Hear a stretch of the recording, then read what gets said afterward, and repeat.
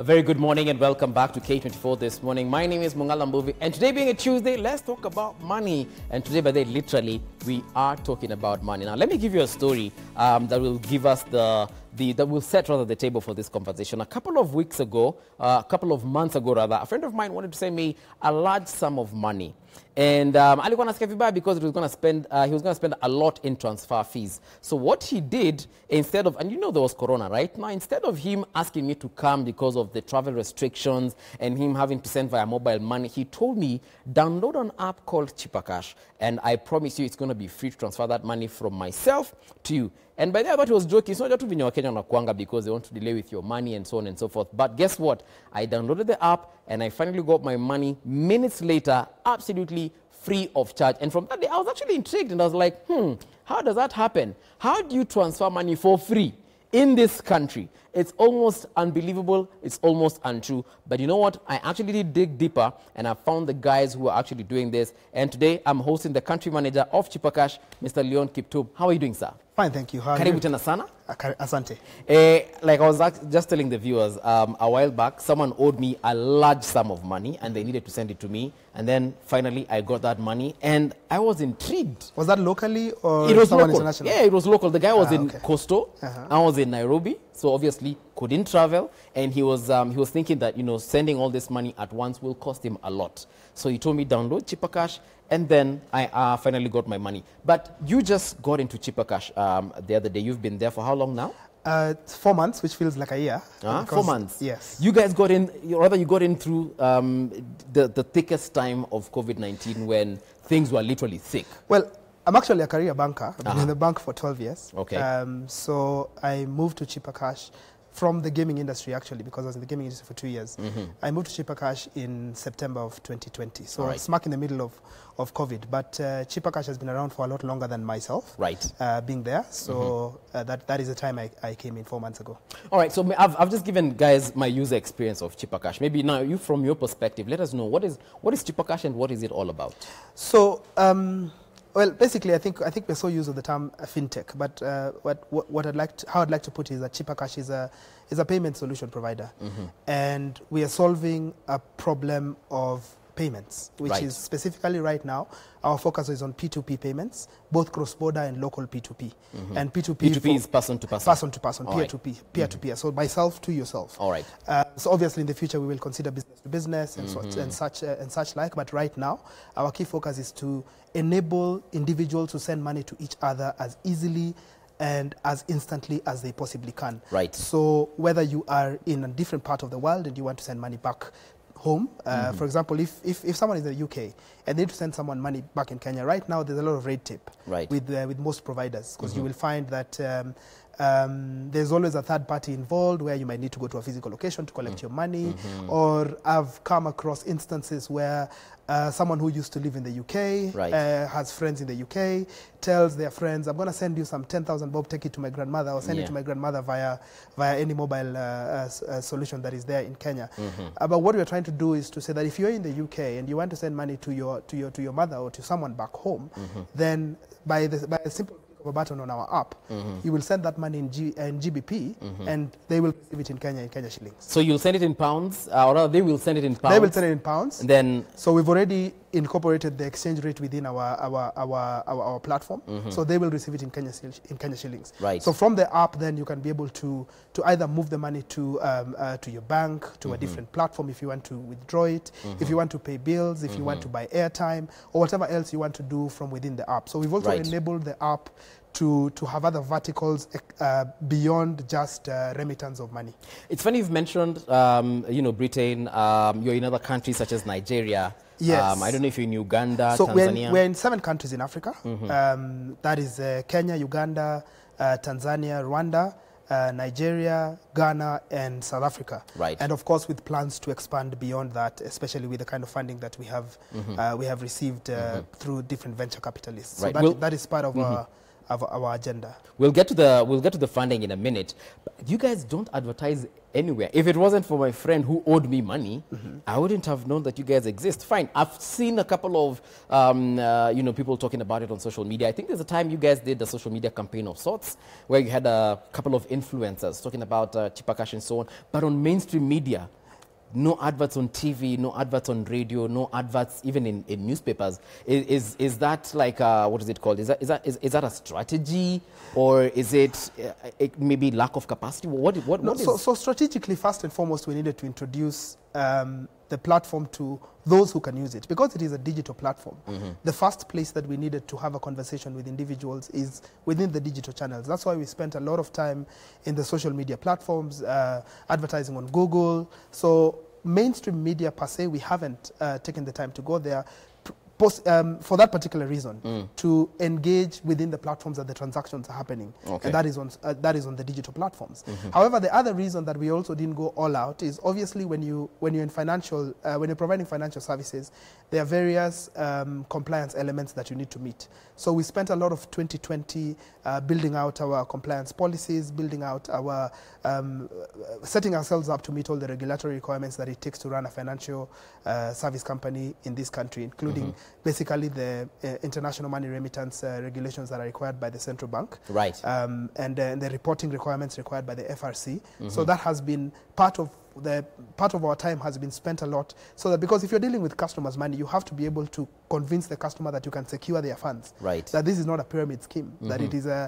actually a well-regulated institution, right, that will take care of your money. Your money will not get lost if you're moving money from one point to another. If you're moving money locally from one person to another, you're moving money from one country to another, that there's that confidence that you're well-regulated, you're well-structured, and you're well able to actually secure that funds, because we are a mobile wallet, so we hold customer value.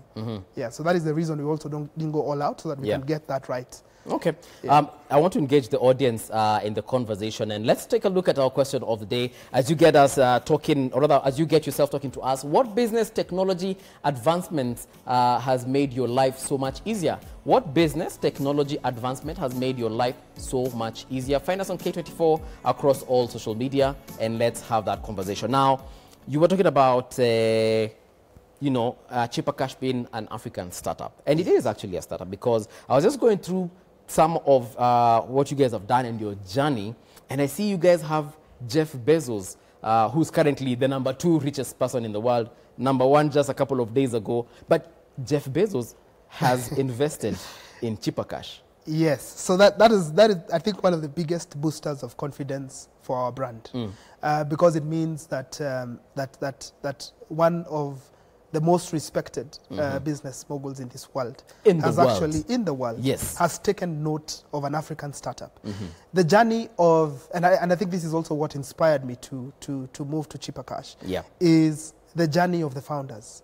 That is Ham Serunjogi from Uganda and Majid from Ghana. Njogi. Serunjogi. Oh, Serunjogi. Yeah, so wasi msapere hapa tu Mount Kenya. Apana, ni Mganda.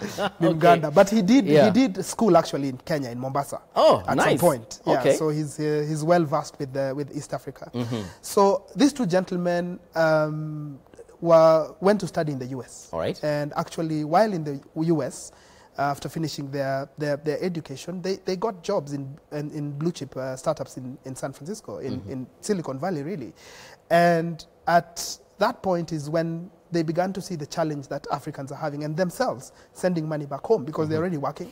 They need to send money back home, but they're seeing that there's a challenge sending that money. And that is where the idea of Cheaper was born, because they asked themselves, then what can we do? How can we solve this problem of enabling other Africans who are abroad, who are working in different parts of the world, to be able to send money back home easily? And they began to work on that and build the technology. And in 2018, they quit their jobs and they focused 100%. This is just what, 3 years ago? Yeah, it's just about 3 years ago. And they focused 100% on building out this technology, on seeking funding. Obviously, there are quite a number of venture capitalists who came in to support the dream. And by the time Jeff Bezos was coming in with a $30 million funding, there are other investors who had already come in to really just boost the dream. Right. And at that point also it became paramount for the two gentlemen to look out and say, hey, there are different Africans who have experience in banking. Why don't we bring them on board in the dream and see why. Let me just put things into perspective here so that Kenyans can understand.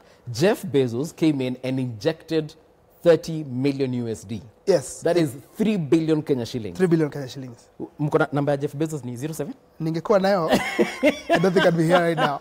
But, what? But yes. I hope to meet him one day as well. Okay, okay. In the process of building out this this organization. Yeah. So 30 million Kenya USD rather, and then other individuals, of course, across the continent came in and have helped Chipper Cash get to where it is. So as we are speaking, how difficult or how easy was it to get the likes of Akina Jeff? Obviously, you weren't there when that was happening. I don't know if you were. For Jeff, I had already joined the team. Yes. When how easy or how difficult was it? It wasn't easy, obviously, because startups have a huge challenge in across Africa. Yeah. And the challenge anchors around a couple of things. One is, how are they structured? Is their technology actually solving a problem? What is the governance that they have put in place to ensure that if there's an injection of capital, that it'll actually return on that investment? Right. Are they adherent to the legal and regulatory frameworks of the different countries in which they operate? And what is their go-to-market strategy? Those are the questions that you'll find many investors are asking, and it's not different from for any investor. They will ask the same questions. I'm sure you watch Lions, whether it's the KCB Lions in Kenya or whether it's Lions Den, the other Lions, whichever part Dragons, of the world. The questions are fundamentally the same. Have you structured your business for profitability in the future? All right. And obviously, as Chipper, we had to answer those questions. And we have had to answer those questions, and I believe that the founders have had to answer those questions from the onset as they were seeking funding. And by the time Jeff was coming into the dream, Jeff Bezos was coming into the dream, right. There have obviously been a lot of work put into the startup to ensure that it is well structured, that it is generating revenue, and that it has a promising future in terms of being able to return the investment, because you realize that funding by Jeff Bezos is out of his personal venture capital. It's not even out of Amazon. It's out of his personal venture capital vehicle. All right. So he basically had to understand from the management, from the founders, is this thing well structured to generate income? And I think that's the biggest challenge with a lot of African startups. Right. You will find that those particular elements that I've mentioned are not clear enough for an investor to be able to put money into. And probably because I saw in one of the prep questions that we had is why is it difficult for African startups to actually attract funding? All right. There are a lot of reasons that are given. Some almost sound political, but really it boils down to the level, to how structured the business is, to whether it adheres to legal and regulatory frameworks, as I said. What is the go-to-market strategy? Can we see the revenue 5 to 10 years from now? Speaking of which, then, because if you look at most African startups, from airlines to other businesses as well, they don't necessarily do well. Is it because they do not have that strategy, as you've mentioned? Is it because their structures of management are not well structured? Or is it probably they do not have the capacity or the energy to continue the dream till fruition? I think it's a combination of things. You'll find that in some instances, obviously, the structure and the ability for startups to actually onboard the right people to drive the dream is not there. I think the other day I read something about the former Cellulant CEO talking about jumping off the lion. Right. And that's something that a lot of startup founders have not been able to do. So they run too long. They're not able to bring in the right talent on board to be able to build the dream so that it attracts the funding and actually sustains the funding that they get at some point. You'll find that some have actually not taken the time to build out their regulatory compliance elements, because a lot of the business, I mean, there's no business in this country that's not regulated, whether it is from a tax perspective or it is purely from a customer protection perspective. Right. There are so many elements of compliance that some companies do not meet, do not adhere to. So it's a combination of very many things that result in failure in some of these startups. So it's mission critical, really, to get these fundamental elements right before before you even seek the funding. And if you do seek the funding and someone buys into the dream, then it becomes even more critical to ensure that those elements put together work to ensure that there's sustainability. Okay. Because that element of sustainability is what eventually kills a lot of the African startups. I've just seen, I think this is an article by TechCrunch.com that says African payment startup Cheaper Cash raises about $13.8 million. And then it goes on to say African cross-border fintech startup Cheaper Cash has closed a 13.8 million Series A funding round led by Dyson's Capital and plans to hire 30 new staff globally.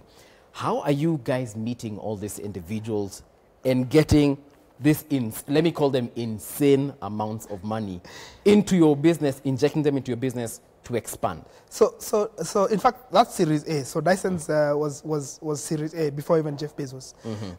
And again, I don't think the story is any different, to be honest. It is the team that founded this company. Right. Thought through the core elements, because one of the things that people do not realize is a fintech is a financial technology company. All right. Right. At the end of the day, there's a financial element. So it is really a bank on technology. Right. When you really think about it, it is a bank on technology. What is the core business of a bank? To secure people's money. Yes, to indeed. ensure that there is confidence that your money will not get lost at all. That if you're transferring money, if you're saving money, whatever it is you're doing, that investment or that money is secure and you will receive it at the end of the day. Right. And as an investor, if I was an investor, if I had the muscle to put in that kind of money in a fintech, those are the questions I'd also ask. How sustainable is this business? Right. How well built is this technology to actually solve a problem? One of the things that we say in Cheaper is that we are connecting Africa one transaction at a time. I think now that we are getting licenses in the UK and hopefully other countries in Europe and probably the Americas, we'll be saying we're connecting Africans. To the world. To the world. Exactly. Because it's not just about Africa. It'll be beyond the borders of Africa. And understanding that technology is solving that particular problem is where it begins. And I think that we were able to sell that solution and the fact that we are solving that problem very clearly to our investors to understand exactly what we are trying to do. And that is why we're not trying to do many things. All right. We're not trying to do lending. We're not trying to do... We're focusing on one problem. And we know what that problem is. If I am a Kenyan, I am living in the UK, I do not have many options in terms of how I can send money easily back home. How do we solve that problem? So this money that you're getting from all these individuals and all these, people who are getting you money, is it a loan? Is it a grant? Is it an investment by them? What exactly is it? How can we label it? Well, it's venture capital, which means it really is predominantly debt and equity. All right. But that means that at the end of the day, there'll be a call up to that money, which means as the people working in Cheaper right now, we have to derive value out of that because at some point, the venture capital will require, the venture capitalist will require a return on that particular investment. It's not a grant. We are building a business here, and we are building a business for the long term, which will need to return an investment to our investors. So you came into a country that has obviously its own money transfer platforms, the Airtel monies and the M-Pesas and the T-Cash and so on and so forth. How is it any different? Because I've just mentioned to the audience that, look, it's a place where you can transfer money for free from one individual to another. But how are you then? How are you making money? And as you answer that one, why did you decide to do that because I can transfer money from here to a guy in Costo. I can even transfer this money to these guys on the camera right now. And it's probably going to cost me absolutely nothing. How are you guys making money? So fundamental question, and we get asked that question all the time. We realize that the transfer of money from one individual to another is almost a basic need now. It is not something that you really need to sit down and start profiting on. And that is why our service is free, because that is the fundamental problem we are solving. However, the question about how we are making money is very critical because we have other verticals within our platform. All right. You can purchase airtime. You can pay bills. But in terms of the cross-border payment element as well, there is obviously gains and losses on the exchange rate.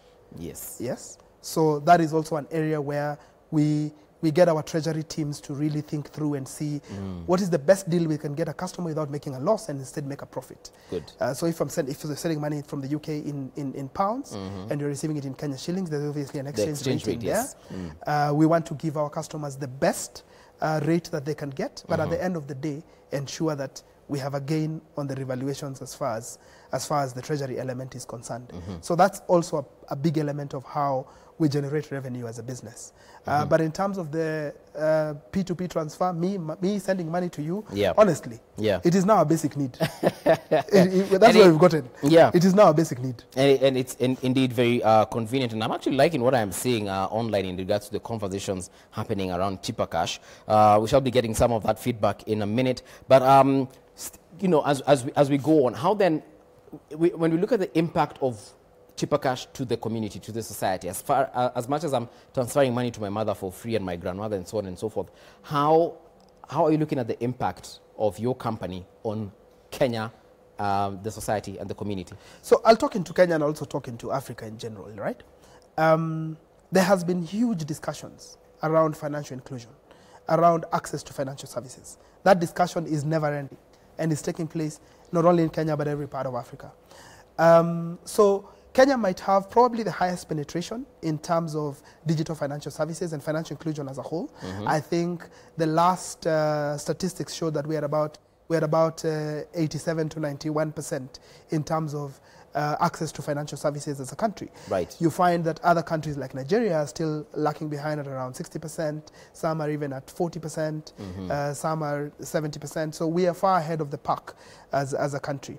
But there is no shortage of problems to solve as far as financial services is concerned. Right. And also, there is absolutely no problem with more entrants coming into the market and providing alternatives. Because as we progress and as the technology advances, then we need to be able, as an industry, we need to be able to give customers more options and more affordable options as it is. So for us, it is a question of, it is not a question of either or. It is a question of and. Okay. So you can use this service, so you can use service, and you can also use cheaper. This is our value proposition to you as a customer who wants to use cheaper. Your transaction will be free. That is for certain. It will be free. Right.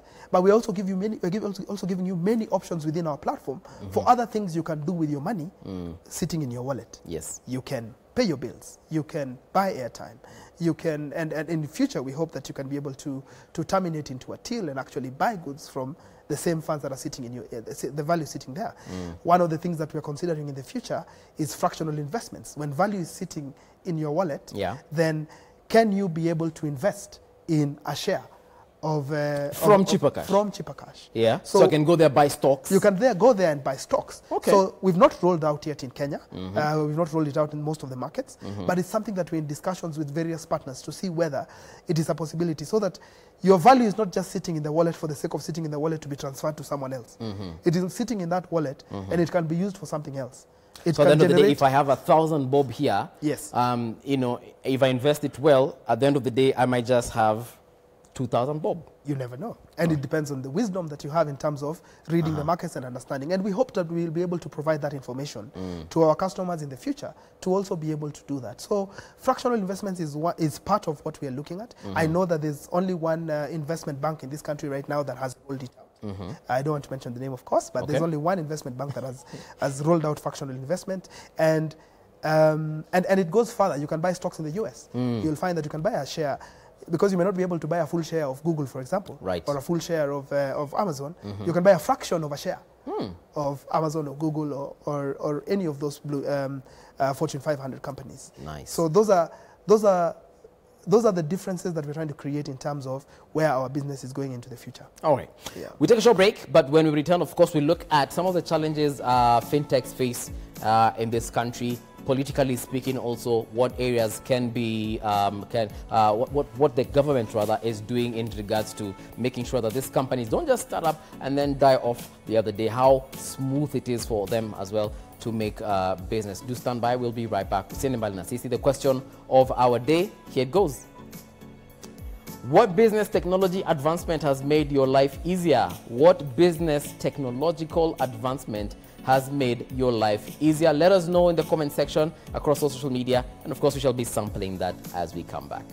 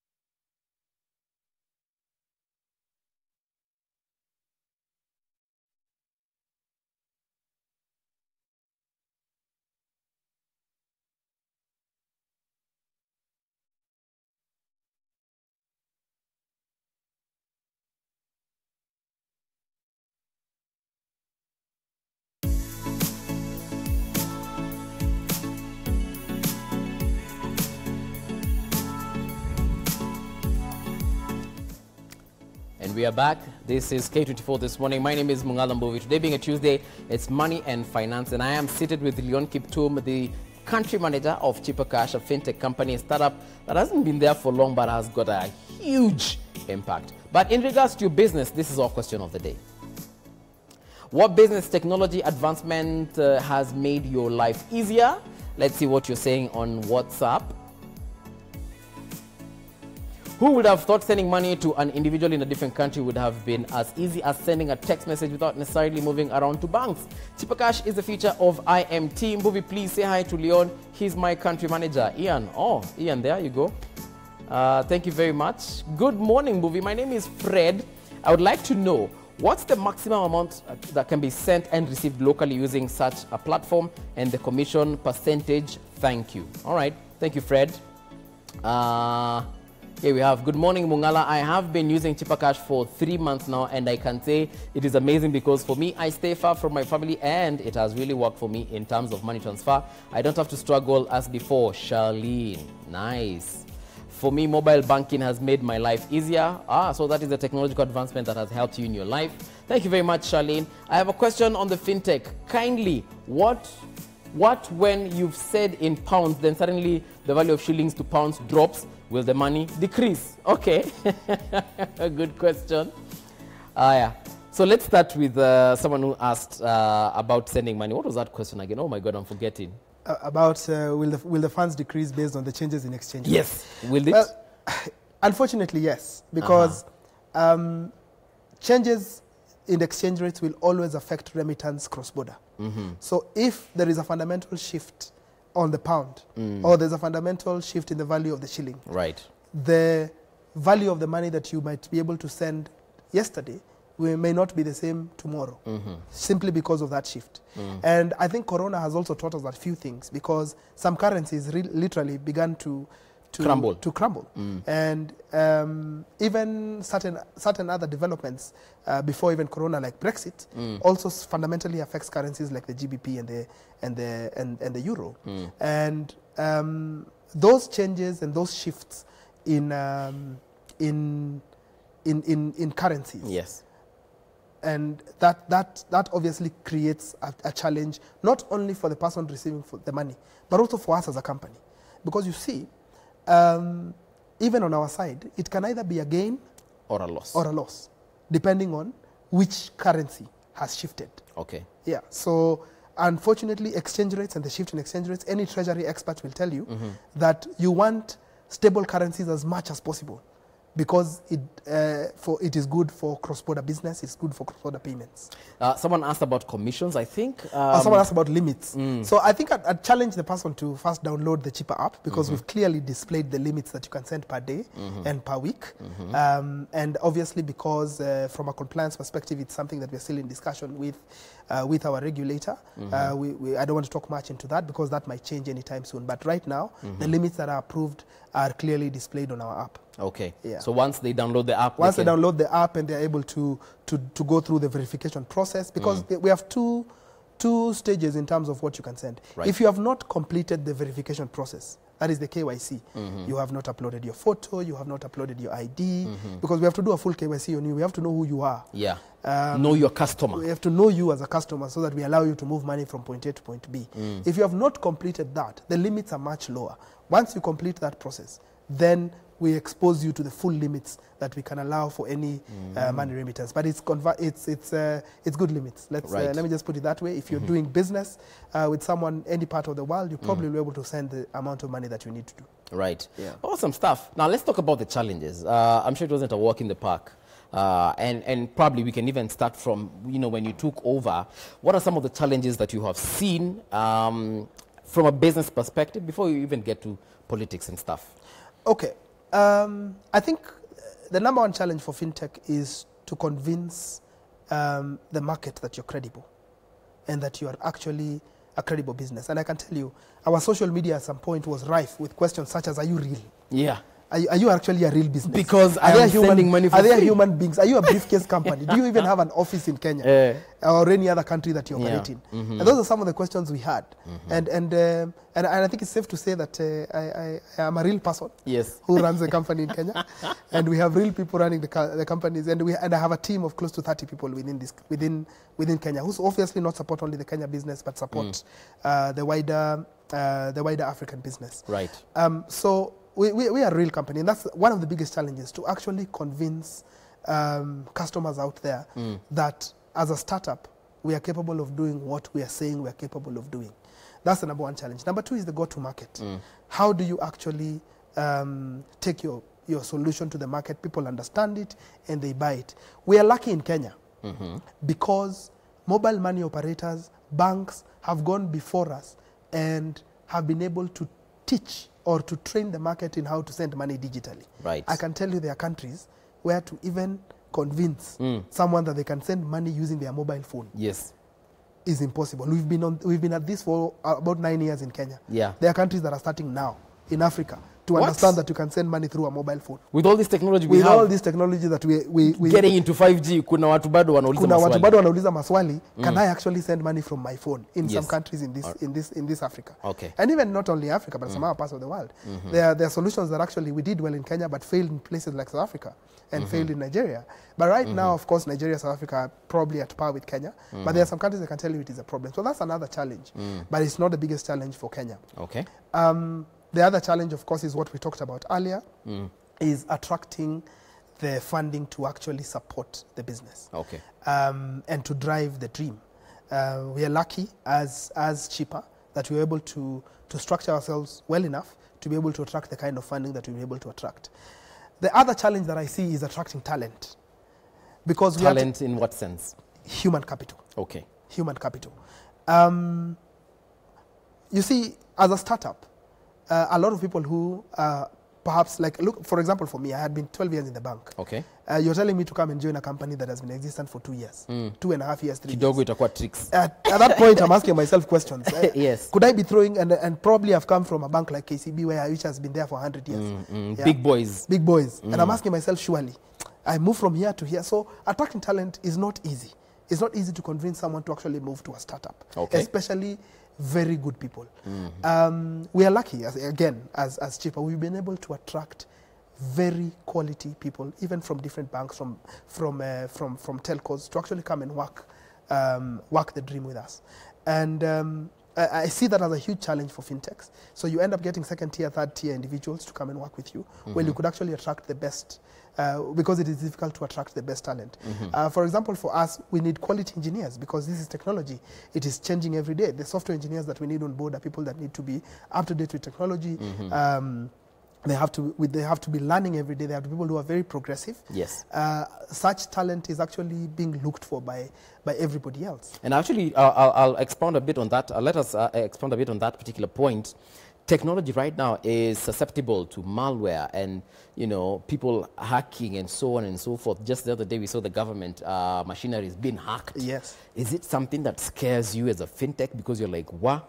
Imagine pesa ya Mbuvi iko hapo. It scares anyone who is running anything on digital platforms. Mbuvi has a lose 50 Gs on that. You can imagine if you wake up tomorrow and you don't see your money in your wallet. I will sue you guys from you will sue us from here to West Africa. I mean, you will take us to the dogs. Yeah. Because you will not understand how your money disappeared. Yes. So yes, it is something that keeps us awake at night, to ensure that we protect our systems, we protect our platforms, to ensure that there is no infiltration, that there is no hacking into our system, and that is something that someone has to be. I mean, our teams have to be awake and ensure that is.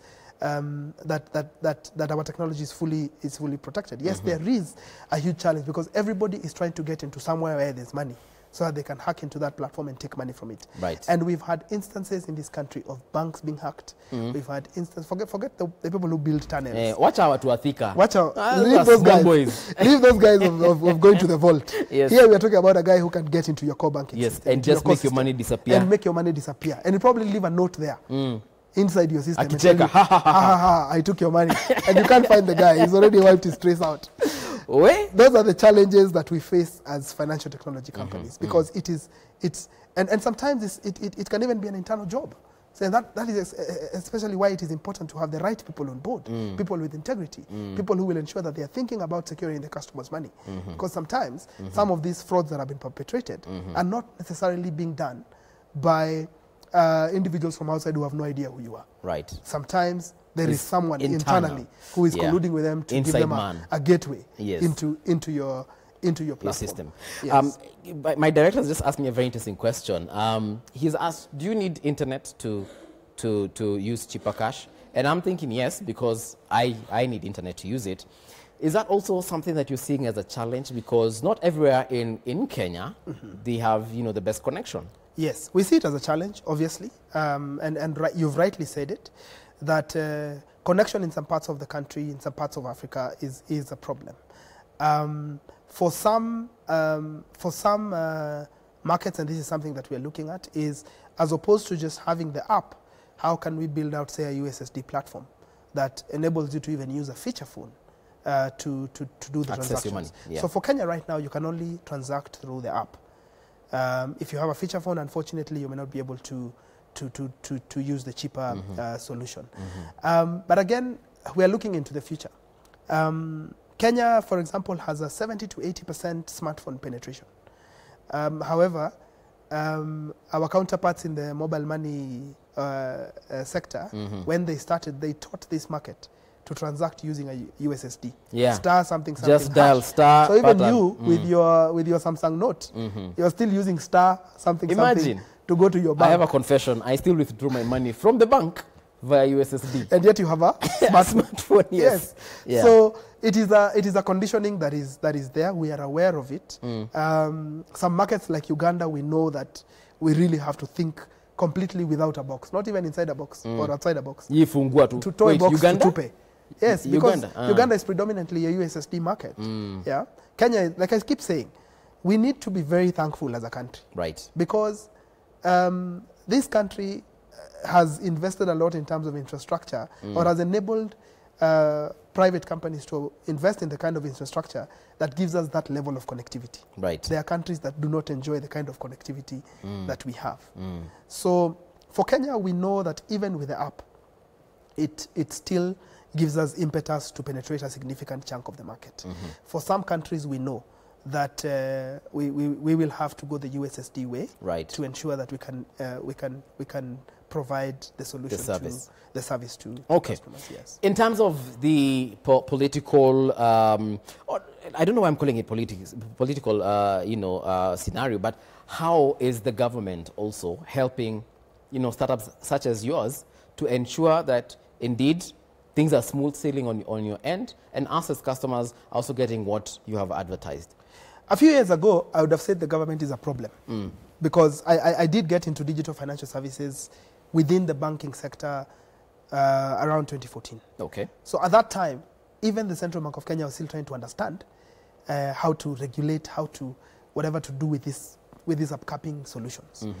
But we are at a place in this country where the regulator has taken time to understand fintech and is actually working with fintechs to understand what they do, what solution they're providing, and has even come up with frameworks and a regulatory framework to ensure that these are the things you need to be compliant to do this kind of business. Right. So you'll find, like for us, for example, if we're dealing with the CBK, we'd be dealing with the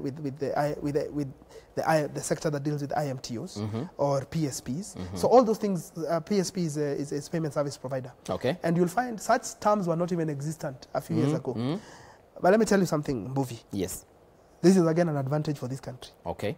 Because there are some countries where we literally have to go sit with the regulator and first begin to explain to them what this thing is. Yes, because they have absolutely no idea. They have absolutely no clue. What? They don't have the expertise to understand it. Right. So I think there has been a good clamor by the operators in this country to actually push the government to even invest in the right people to understand how these things work. I think I think probably Kenya is the only country that I know of right now that has a blockchain commission, right, to explore blockchain technology. That is within East Africa for now.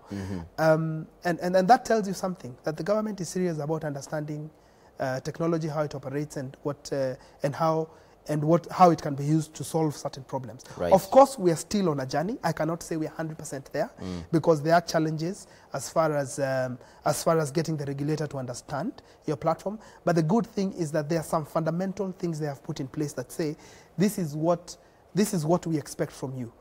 We expect you to have a KYC process. We expect you to have an AML process. There is even a law now for the proceeds of crime and anti-money laundering, which wasn't there. So if I use the platform to launder money, then I am liable, and through your platform I can.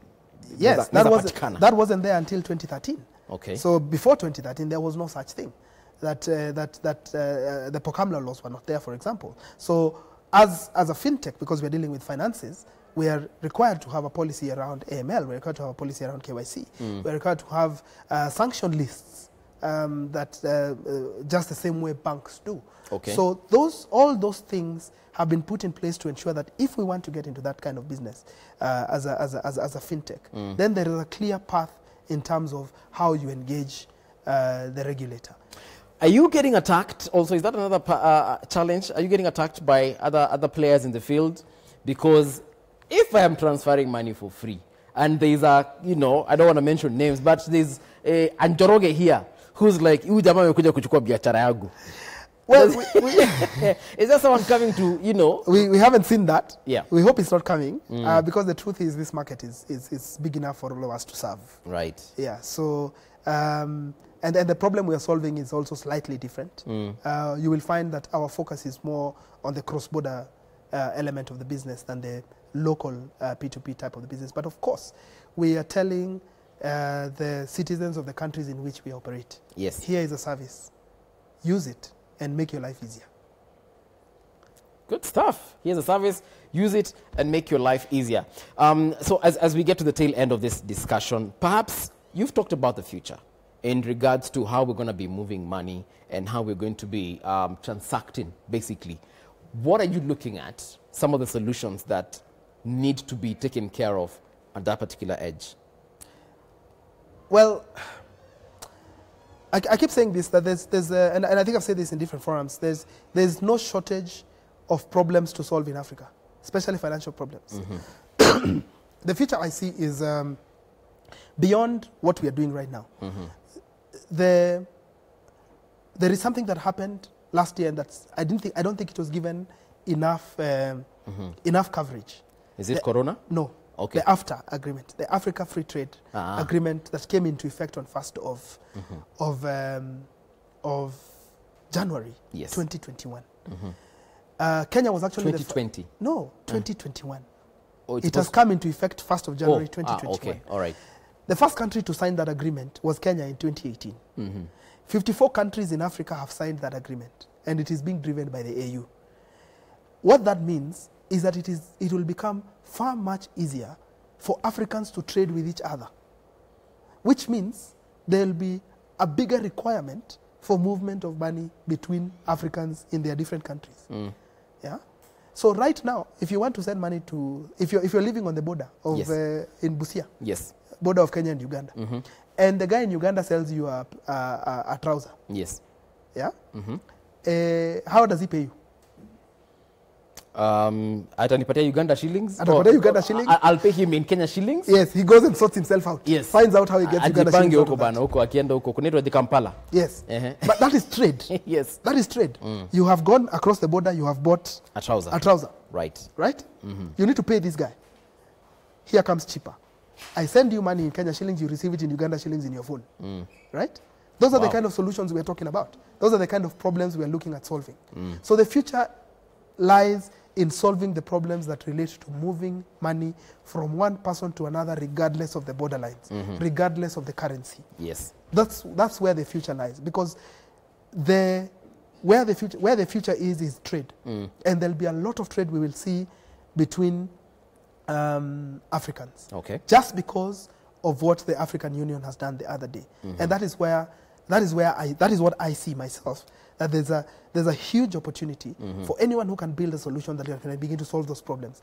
And then the other bit is to look at the African economies and ask the question, what is driving these economies beyond trade? There's agriculture, right? So agri-tech is something that is becoming big. And as businesses grow, insurtech is becoming big because people need to secure their investments. So all minimize the risk. And minimize the risk. So agri-tech, insurtech. So we need to begin to look at all these elements of a business, and then build out solutions that actually resolve them. Because up to very recently, there literally was no insurance company that you can go to your mobile phone and buy a policy. Now we have almost all of them. For the first time since I started driving a car, last year is the first time I was sent a digital insurance ticket for me to print and put it on my car and paste on my car. All the other times, it either had to be delivered by a rider, kwa insurance, yes, or the agent delivers it to me somehow. You get? So you can see the changes. Now they'll even either I'll just apply online and whatnot. The government is also doing the same. A lot of your services have now gone to e-citizen. True. Previously, you'd have to go to Nyayo House to get a passport. Nyayo House to get a passport. You are given about 3 pages to go and sign. Exactly. Now you just do everything. I just do everything digitally. Then you go for your appointment at Nyayo House. Same thing with a good conduct certificate. Previously, what could you do? You'd have to go to DCI, specifically Kiambu Road. Yes. But right now in e-citizen, like I think when I was joining Chipa, and of course it is a requirement at this level to get a good conduct certificate. I live in Gong. I went to pick my good conduct certificate at a Huduma Center near Kajiado. Awesome. Near Kiserian. Awesome. I mean, life has become easy. Life has become easier. And digital solutions, like some of those things, of course, are government-driven, some are private sector-driven, but there's no shortage of problems to solve in this continent. This continent is growing. In terms of collaborations then, are we looking at Cheaper Cash doing collabs with other fintechs maybe, or with other players in the field to make life for Kenyans easier? Yes, of course. We anchor our business on partnerships, and we are continuing to sign more partnerships with different operators in the market. Partnerships with banks, partnerships with mobile network operators, partnerships with aggregators so that we can be able to aggregate our transactions much more easily. Partnerships, of course, with government. So all those partnerships are critical to the success of a fintech like ours. All right. And at the moment, yes, we have done some work in terms of building that partnerships, because that's one of the things I drive on a daily basis. And we are looking for more options in terms of who else can we work with in this market to make it easy for us to drive transactions and to actually serve our customers. One question I get a lot after such discussions from the viewers is, how can I get in touch with with Cheaper Cash? Maybe I want to do internship, or I want employment. Are you guys offering any of that at the moment? Yes, and it's a good question you've asked, because we have been on a hiring spree over the last year. Munataka nani? Nitakuwa free from 11 o'clock. That's my free time. Hata kampuni mekubali. I can work. We're on a hiring spree. We are trying to, of course, we are looking for, and I'll tell you the areas which we are hiring. Obviously, one of the areas we're hiring has been in legal and compliance. So we need people that we have needed people that are experts in those areas. Okay. At the moment, because now we're getting into a phase where we want to create more brand awareness, to entrench the brand of Cheaper into the minds of as many people as we can. So obviously, on the marketing side, we'll soon see some opportunities that are getting out on the PR and marketing side. Right. As well as on the so I've talked about legal, I've talked about PR and marketing, and finally on the finance side. So again, banking experience comes into play, but it's not necessarily, and Cheaper, really, we don't care about experience so much. We believe that once we are not those people who will tell you 5 years, 10 years experience. Because you guys are only 2 years old. We're only 2 years old, so it will be unfair. It will be unfair to have those discussions. So all I'll say is, are you a person who is actually looking to make a difference? Okay. And if you are, then get in touch. And what I'd say is, visit our website. We have a very vibrant website, cheapercash.com. Visit our website. You'll get all our contacts there. You'll get all the opportunities that we are looking, career opportunities that we're looking to roll out in there as well. Okay. And I believe if you're the right person, you definitely come on board. Okay. There you had it. If you're the right person, get on board.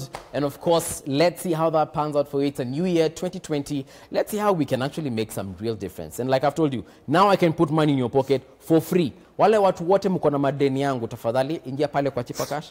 Send me my money right now. We take a short break, but when we return, of course, K24 has more to offer. Daily Brief is coming up next. As for me, on behalf of the team, Shiko Kaitani and Jeff Mote, we say kwaheri. See you tomorrow very early in the morning. Kwaheri.